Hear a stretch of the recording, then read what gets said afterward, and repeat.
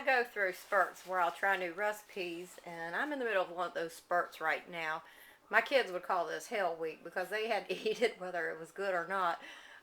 But yesterday I showed you how I made some apple cinnamon syrup, and I also made some pineapple syrup or pineapple sauce. I'm not sure what to call it because it's pourable like a syrup, but I put crushed pineapple in it, and it's really good. This is awesome.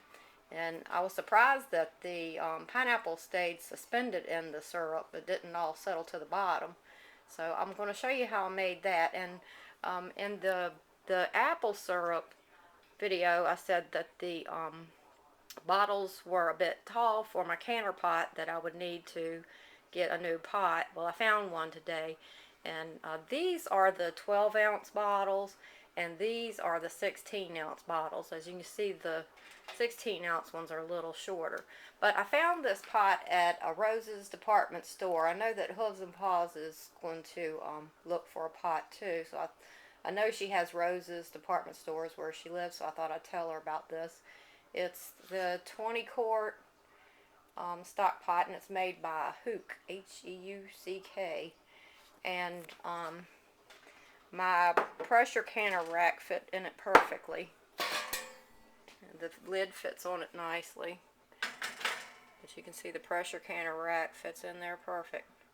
And the taller bottle, there's still plenty of room above that to put water, especially with the smaller bottle. So I'm real happy with this, and it was only $15. That's what I'm happiest about.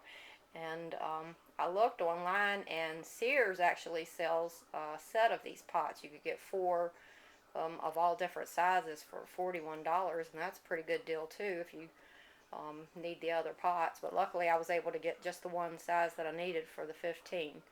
So I'm going to show you how I made the pineapple sauce. It's, like I said, it's real good.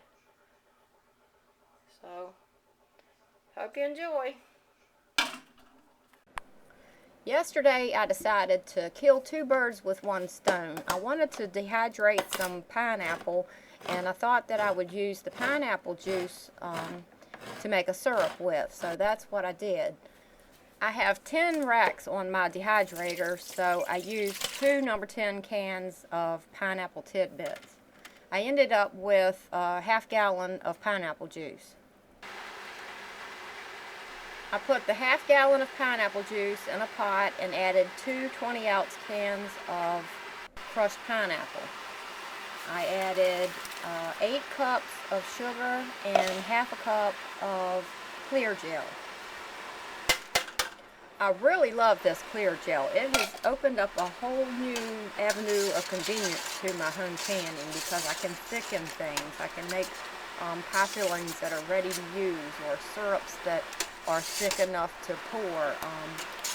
It's just great. I love this stuff. If you haven't tried it, you really need to get some. I brought the mixture to a boil and skimmed off the foam. I found that it wasn't quite as thick as I wanted it, so I added 4 tablespoons of the Clear Jel to some water and added that to the pot. And I'm finding this is a better way to do it because you can have more control over the thickness of the food that you're making. There aren't a lot of recipes out there for Clear Jel, so I'm winging it with this stuff, but I still love it. I wanted this to be thin enough so that it was pourable, but yet thick enough so that it wouldn't saturate whatever you poured it on, like a cake or a pancake or something like that. So I boiled my bottles for 10 minutes, then I filled the hot bottles with the sauce, leaving a 1/4 inch head space. I wiped the rim of the jars clean, put a hot lid on them, tightened them firmly. Then I set them aside until I was ready, had filled all the jars and was ready to can them. Then I placed the bottles in my water bath canner and processed them for 15 minutes. And the way I'm coming up with these head spaces and processing times is I've combined a recipe in the Ball Blue book for pineapple topping with the directions for canning pineapple itself. When the processing was complete, I turned off the heat, removed the lid from the pot, and let it sit for another 5 minutes. Then I took the bottles out of the pot and placed them on the counter on a towel to cool. When I took the bottles out of the canner, I put a knife across them so that I could see that they were slightly convex, and as they cooled, I put the knife across them and I could see light between the knife and the lids, so they had become concave and had sealed. Here's what the sauce looked like after it cooled. It is very good, but it's very sweet too. I plan on using it on ice cream or pancakes or between layers of cakes. It's awesome. This is one of those things when your friends taste it, they're going to say, you could sell this stuff. So there you go. That's my recipe for a pineapple sauce. It's not exactly an approved canning recipe, so use your own judgment and use the recipe at your own risk. Hope it helps.